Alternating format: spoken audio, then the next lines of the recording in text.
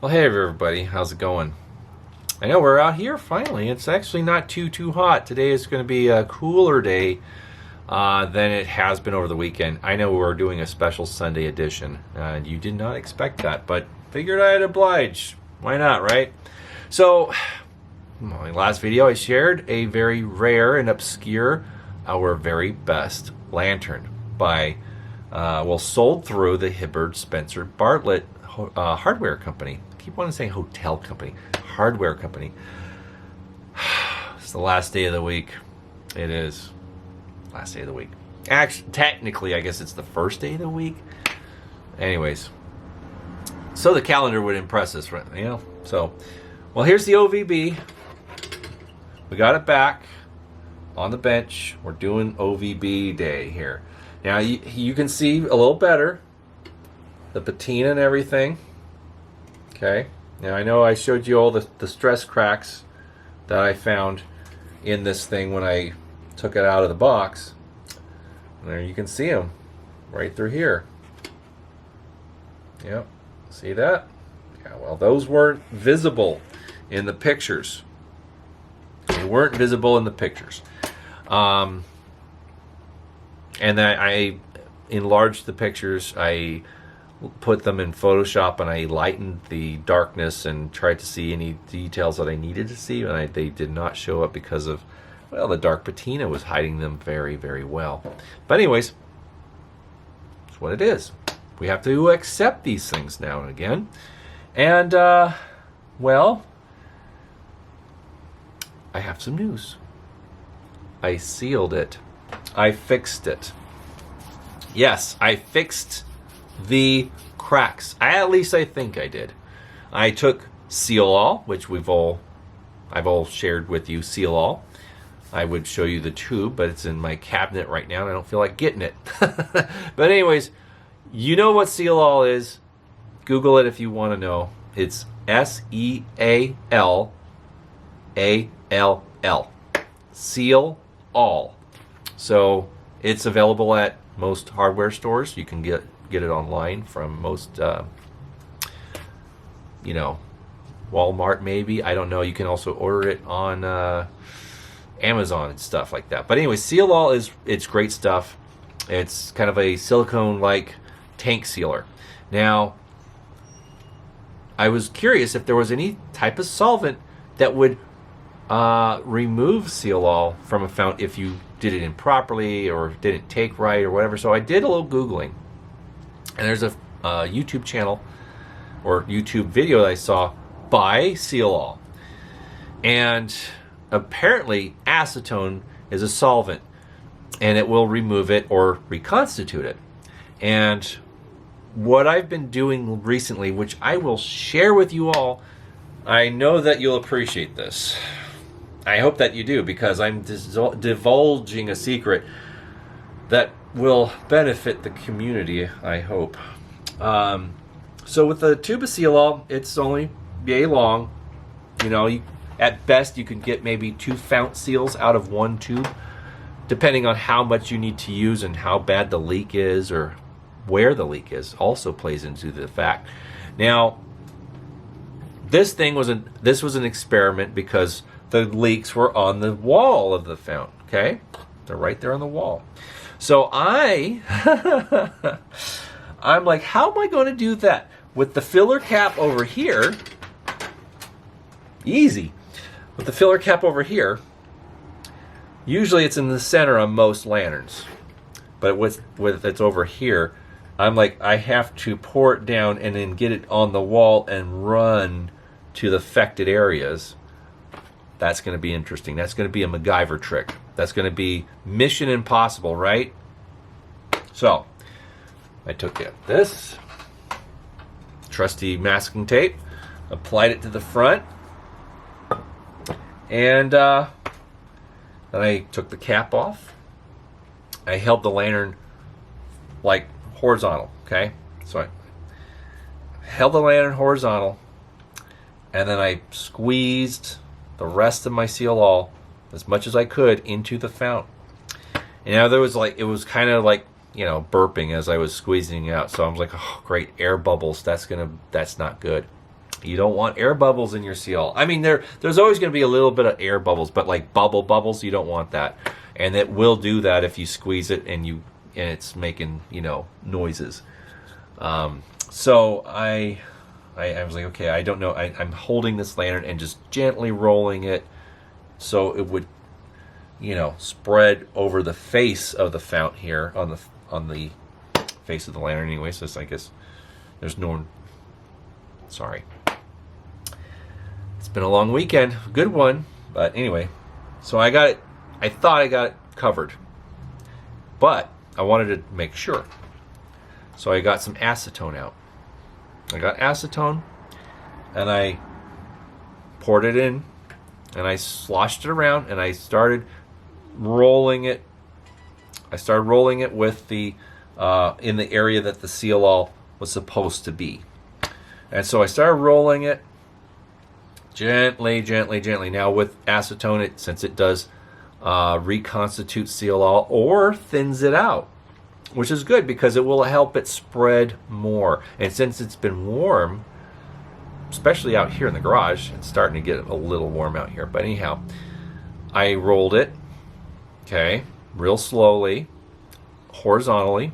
So held the lantern, you know, like this, and I rolled it.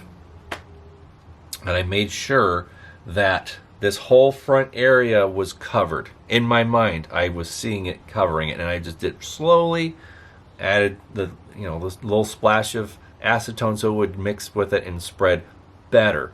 Then I laid it face down so this whole area was affected, and it would slowly spread and do its thing while it was face down in the garage. And then over the course of the day, I came out and checked it. I leak tested it with some more acetone. Now you might be thinking, why would you do that? If acetone is a solvent, it would make the seal all, you know, not do its job. Well, it takes a few minutes for it to really break down the seal all. So I just did a real quick roll around, and I didn't see anything coming out of those cracks. Nothing. Not at all. So I pitched the seal all. I'm not the seal all, the acetone. I dumped what I had in there out, and then I faced the lantern back down in a little resting place that I created for it out here, and then I left it alone. So we are going to test it now. We're going to test it now. We have kerosene, and we're going to put some in here. So here we go. Just a little bit, okay? Just a little bit. All right. Let's put the cap back on. Now I did put a new wick in this thing. This is the original wick. This is the original wick, okay? I put a new one in because this would not feed. This would not feed into the channel, and it just would slip, and the cogs were not grabbing it and advancing it. Now, some people are like, well, maybe the cogs are stripped. Well, that has been known to happen occasionally, but in most cases, old cotton wicks that are 100 plus years old, sometimes they don't track. They won't track because they're either they have dry rot, or they're just too flat, and they're not getting the correct contact with the little cogs in the regulator.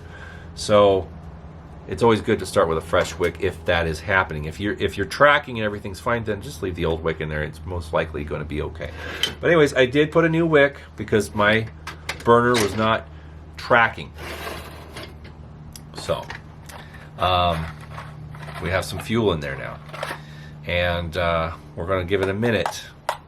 We're going to give it a minute here, and we're going to talk about something else. Now, I wanted to share this. This is another OVB lantern. I think I might have made a video about this one, but this one's dated to the 1920s, 1930s. It's made by Embry, and this one it works. You're like, well, where's the globe? Well, the globe that came in it was just an unmarked D-light style number 2 squat globe. Nothing fancy, nothing special. But I wanted to see if it would fit in this lantern, the other OVB, better, and it actually kind of does. So I'm going to be selling this lantern. I'm offering it to you, everybody, on the channel first, before Facebook. So this thing does work. It holds fuel just great. As you can see, it's got some dents. It's got remnants of the original old green paint. And it has a cork for a filler cap. You can, if you have an Embry filler cap, you can replace it. Whatever you want to do, this thing functions fine. The burner cone comes off. It has a lift lever. The crosswire guards are kind of flattened, so they rub against the air tubes. You can always straighten it out, but sorry. But the burner is fine. Has a wick in it, and it tracks and advances just fine. There's the bottom. You can see the old green paint. But this was my porch light for up until recently, and I liked it. But I don't need another OVB lantern. And so, as you can see, some farmer took the original bail off and made his own, which I think is pretty neat. I mean, he wrapped around the air tubes kind of like a Warren lantern, like a Warren stamping lantern, a little bit kind of like an old Simmons Liberty. But you know, this is kind of neat. This is history. This is someone's own adaptation to their lantern. This was a tool that they used in whatever application, out on the farm or some rural area. But it's not expensive. I am willing to let it go for what I paid. I paid $25 for this, plus shipping. So anyone that's looking for a fun lantern to take camping or burn out on your porch, I will put a D-light globe in it. No problem. That's fine. I have plenty of those. I know it's not the original globe, but you know, I'll add just a globe so you can use it. Or if you want, I can send it without the globe. And if you have your own cold blast squat globe that you can put in there, then it'll save money on shipping. Imagine. Yeah, it actually is cheaper to send them without glass, and it's a little lighter. So we could, I can definitely pack it a little in a smaller box without having to worry about the glass being at risk. And this thing's already kind of dented anyways, but it does hold fuel just fine. It burns. I've burned it many evenings, and it's a good old OVB Embry made lantern for our very best for Hibbard Spencer Bartlett out of Chicago. So if you're interested in that lantern for $25 plus shipping, then we can definitely strike a deal. Just comment in the description. Well, just leave a comment in the comment section, and that you're interested in the Embry OVB farm lantern, and or you know, personally designed, curated bale, artesian bale. Anyways, just say that you want the old piece of junk for $25, and I will leave you my my Google email, my Gmail, that's connected to this account, and then we can work out the logistics and everything, and PayPal and all that jazz. But anyways, we've yammered on long enough. Let's see if this thing is holding the fuel properly and going to light. So let's, okay, sloshing around. Hey, I think we got it. You see any leaks? I don't see any leaks. Wow.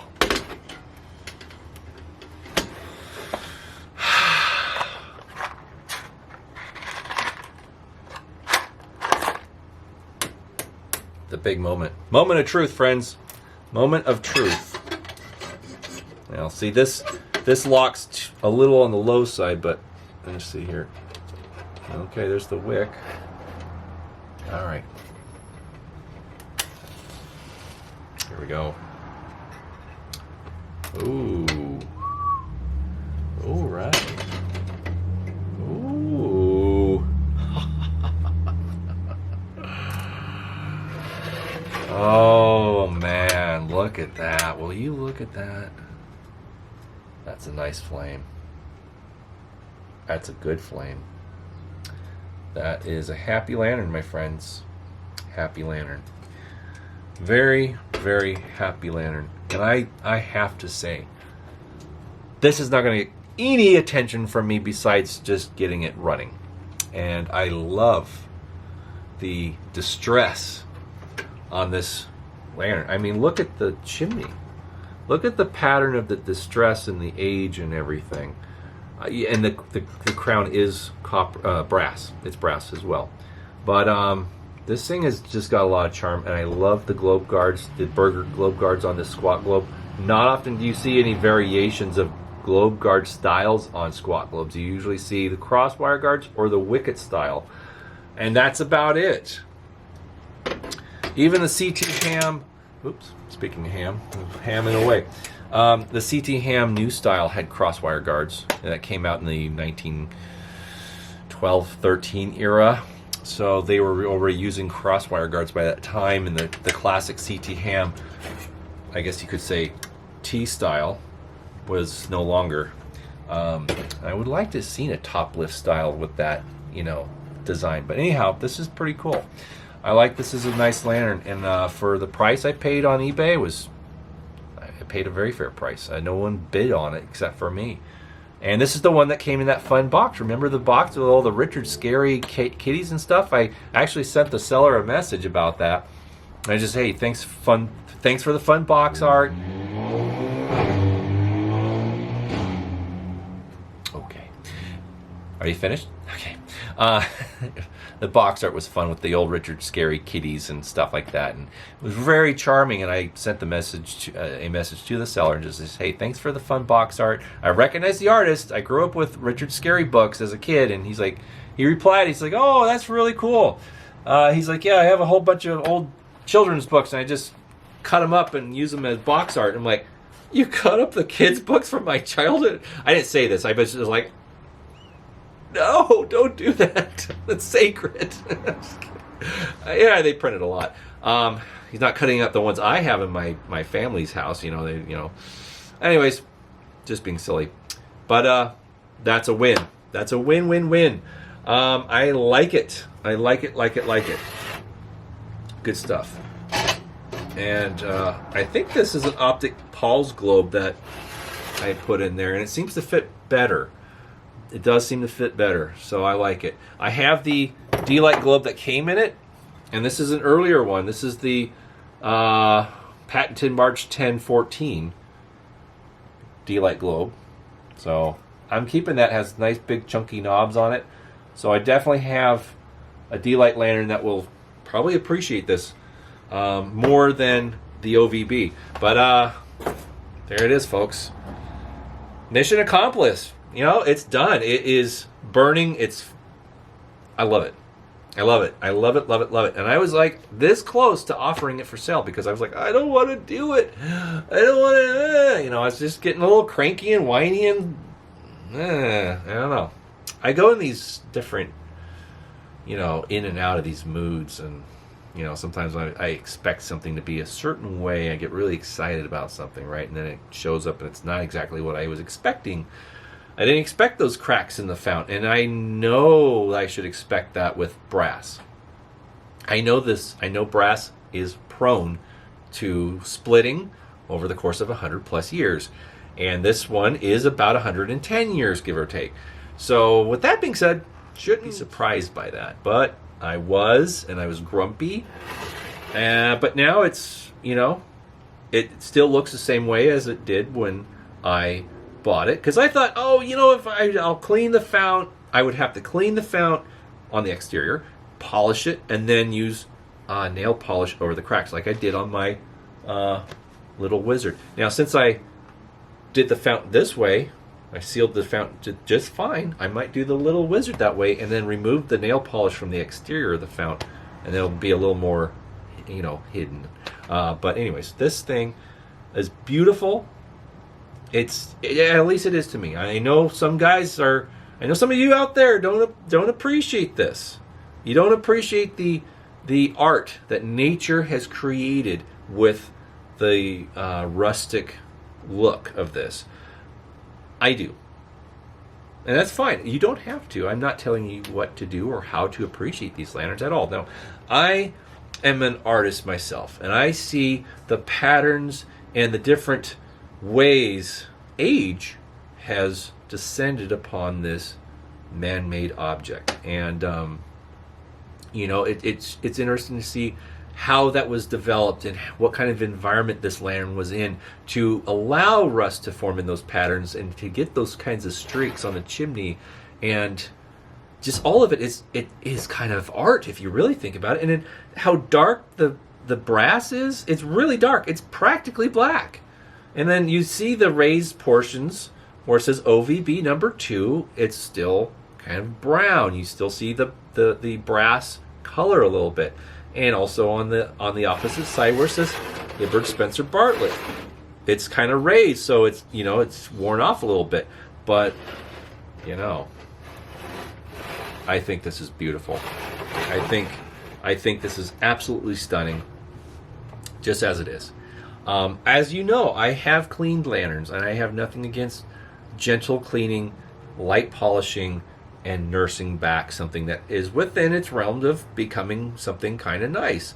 Like the Cyclone, the Winfield Cyclone, that was painted silver, and I stripped it, and I was very mindful when I was stripping it not to go too aggressive on scrubbing it, so I would leave whatever patina was under the lantern, under the paint, intact, and I did. And I also used that 3-in-1 garage door lubricant to try and darken whatever was there, and that worked too. And then I polished it with a little bit of Mother's and just kind of sealed in and gave the lantern a subtle shine, and it looked like a nicely patinaed, aged lantern with a nice, subtle little shine to it. And that lantern still is my favorite. I love that thing. I've been burning it every night, and I've been really enjoying that piece. It's a prime piece in my collection right now, and it's probably my favorite cold blast, up there with the Herwood Aladdin cold blast, which is also a masterpiece in my humble opinion. So we got that done, friends. We got that done, and that was pretty quick. I didn't think I was going to try and tackle that this weekend, but you know, I had some spare time, and I was like, well, what the heck? I have spare time. And I thought, I have seal all, I might as well just try it out. What do I have to lose? And I did it. So if you have a lantern that has a brass fount, that has splits, maybe not chronic, because I've seen some where the fountain's absolutely falling apart, barely held together with brass because of the splits. Some people have been very creative in addressing splits in the founts. Shout out to Drew Goff up in Canada. He salvaged a very rare Canadian lantern that had a brass fount, and he actually took the bottom plate off and then soldered from the inside the brass, the splits in the brass, and it came out great. He put up a tutorial type of photograph timeline of him working on this lantern on the Tubular Lantern group, I believe, or one of the other lantern groups there are. I can't remember exactly which group, but he did. And I think he might have even shared it on his website. But he's very clever, very talented young man with the old lanterns, especially the Canadian ones. And that's his passion, and I don't blame him. They're beautiful, beautiful lanterns. But this thing, I wasn't going to be as ambitious with removing the bottom plate and soldering and fixing the brass. I thought, well, if I can get some seal all in there and just roll it around and get it to cover the area that's affected by the splits, I would stand a good chance of salvaging it and having an operational lantern once more. And so I did, and I'm very happy with it. So with that being said, that is a slam dunk win. Slam dunk win. Win, win, win. So also, just FYI, guys, here's that CT Ham. I have it currently on the Tubular Lantern group. This is a beautiful piece. See that nice age and a little bit of the grime and everything. It has that early bead in the chimney. This was not very long. They didn't do this for very long. So this is definitely pre-1900. This is pre-1900. I have a cork in it. Yeah, Rob, put a cork in it. Not a marked globe, but a nice, generous cold blast globe. It works just fine. Let's light it so you can see the demonstration, shall we? You know, like, quit yammering about us and show us what you got. Four times. All right, let's light here. Yeah, The lift lock doesn't work. You might want to try and adjust that if it's important to have it work, but there you go. See, it burns just right. Burns nice. Good flame on that. Not bad. I haven't trimmed it at all. That's just the way it is. So yeah, it's a good burning lantern. Beautiful patina. I'm asking 65 shipped, so within the US. So if you're interested in this one, good price. And it's been repaired. The fount does not leak anymore, and also the air chamber or manifold's been resoldered by expert restorationists. I won't divulge their name because I don't want their inbox to be flooded by requests. So he will remain anonymous. But yes, good stuff. Good stuff. If it doesn't sell, then I'll just keep it and enjoy it myself out here. Yeah. So anyways, burns great. It's a very nice, charming, rustic lantern. CT Ham, 1896 or 7, 8 maybe at the latest. But anyways, it's a beautiful ham lantern. And I just turned it out because it's getting warm out here, and I don't want more light and heat to be caused by these things because I'm going to wrap it up here and split. Thanks again for tuning in once more, and I appreciate your time and your attention to my channel. And we hit 900 subscribers. We did it. 900 subscribers. Hit the big 900. How about that, everybody? Isn't that great? I'm excited about that. Now, I'm not doing a 900 commemoration. I'm waiting for 1,000. That will be the celebration, friends. When we hit 1,000 subscribers, that will be the celebration. We will have a cake. We will have coffee. We'll have sparklers. We'll have gymnasts. Clowns on unicycles, maybe? I don't know. No clowns. Don't worry. Don't get scared. I'm just being silly. But we will make a commemorative video in celebration of 1,000 subscribers. So keep subscribing. Keep liking. Keep this channel going. I'm not asking for any money except for what I'm selling. So if you donate money, you're going to get a lantern. If I'm selling one. Not that one. I just fixed it. Anyways, this piece is cheap and it works, and it's sturdy, and you could throw it down a hillside and still work, I'm pretty sure. But anyways, 25 buys that. OVB, 65 ship for this beautiful late 19th century CT ham, cork included, with patina. Don't change it. If you're going to clean it up, then I won't sell it to you.